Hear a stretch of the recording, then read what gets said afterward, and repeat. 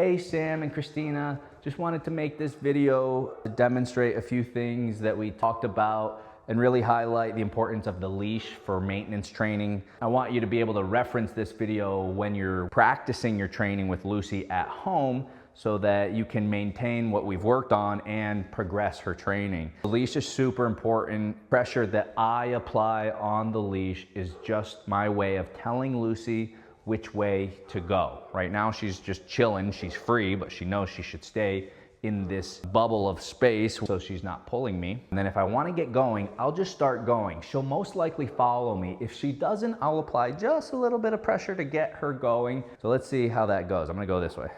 Good girl, Lucy. So this is just loose leash walking. She's free. Even though we don't have anywhere to be or go, this is just training, just practice. So she's following along, almost like in the heel position. See that? She hit the end of the leash, she came in my direction.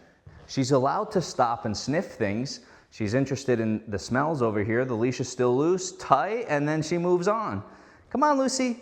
Good girl. It's really a good way to get her attention and teach her to be more interested in you and what you're doing than what's happening in the environment. If she's more interested in the environment, she's more likely to eat something she shouldn't or get distracted. Place. Good girl. So I gave her a couple seconds to complete the task. If she took any longer, I would have corrected her. I generally give about 2 or 3 seconds. As long as there's forward momentum towards the task, I will give her the time to do it. But if she hesitates or goes in the wrong direction, that's when I will give a correction. Good, so obviously she should hold the command until she hears the magic word, which is free, or a new command like this, climb. So she hesitated a little, and then even though my body was going in the direction of the box, I let the leash do the talking. Once the leash got a little bit tight, she knew that was her cue to start moving in this direction. Good girl, Lucy. So let's do that again. This time I'm gonna speak with the leash right away. Lucy, place. Perfect, good girl. So if I pull the leash in any direction, she knows she should go in that direction. So for this one, I have the leash loose. I want her to come to me. She might be hesitant to come to me because we've worked on place so heavily and she knows she should stay there.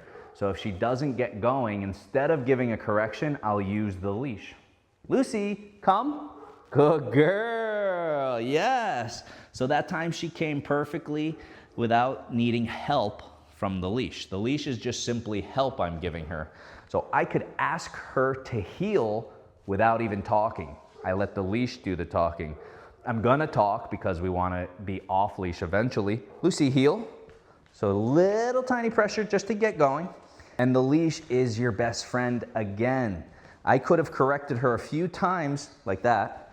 She got distracted, she was looking at the cat, but the leash bridged the gap and helped her back into the position. Lucy, come on. Good girl, good heel. Good, free, free. So now we're free, loose leash. She's just following along.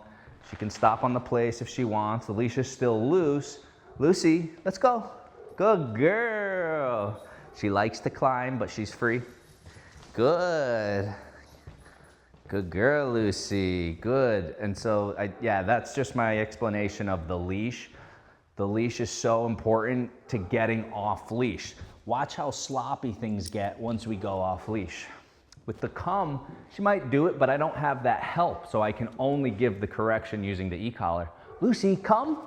See that? She's not coming. Here I could use the leash to get her going to avoid a correction.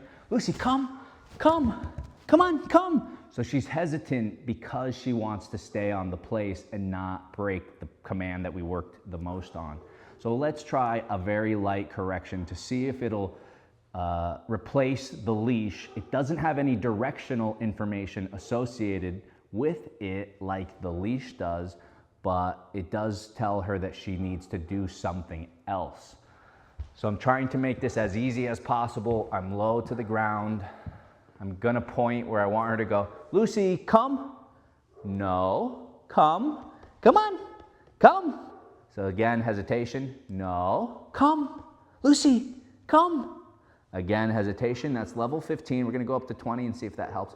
No, Lucy, come on, Lucy, come on, good girl, yeah, good. So the level 20 helped get us there, and a lot of encouragement. Good girl, good. But if there was a big distraction, forget it. It's just like all bets are off. She would be confused, and so she's not ready for that. So what I could do instead is use a long leash. Place. All right, let's try this. So to avoid the correction from the e-collar, I'm gonna help using the long leash. But if she avoids my help, then I'll use the e-collar. Lucy, come. Yay, good girl, yay. So that time, no need for any leash pressure. Got it right away. Could be because I gave her a correction the last time she ignored me. Come on, Lucy. So right now she's resisting a little bit. I'm trying to get her off the couch. There's no command for jumping off of the couch, right? I could say off, but I haven't worked on that. She may not understand what that word means. She's simply distracted by the cat. So my options are to pull her off of the couch and correct her if she resists leash pressure. Or I could give her another task and correct her if she resists completing the task. So let's try it. First the task, then the leash. Lucy, place. Good girl. So that was beautiful. She went to the place without the need for a correction or the leash. In essence, that was basically her doing the command off leash with a big distraction. But if she was truly off leash, she probably wouldn't have done as well. Maybe, maybe not. But the tools are here and they're visible and she knows it. So that way she's more likely to follow along. Good girl, Lucy. Good. So let's try the recall again. Good girl. This time standing with less physical help and encouragement. Lucy, come. Come on. Yeah. Good girl. Wow. So she probably shouldn't jump when she gets there, but I'm going to praise her anyways because that was solid. Good. So let's try the couch one more time. This time we'll use the leash and see if that does the job. So instead of going to the place, I'll use the leash to tell her to get off the couch in a non-verbal way. And I'm just going to say her name to get her attention. Lucy! And then a little pressure on the leash. She's resisting just a little bit, but now that's it. She's good. Good girl, Lucy. Good girl. Yeah. Good. Lucy, come. Ignoring me or distracted. No. Come. Ignoring the correction. That's level 20 or distracted. Lucy, come. No. Come. No. Come. Good girl. Yeah. Good girl. Place. Good. So she struggled with that, needed to correct her 3 times and turn up the correction from 20 to 25 as soon as I turned it up a little bit. But it just goes to show you she's not ready for off leash. She's close, but we still need the tools, the leash and the e-collar, and our visual and audible help to get her through each task, especially when there's a bigger distraction. But yeah, she's a work in progress. Hopefully these tips make sense and are useful at home, but obviously we will continue working together and follow up even after she goes home.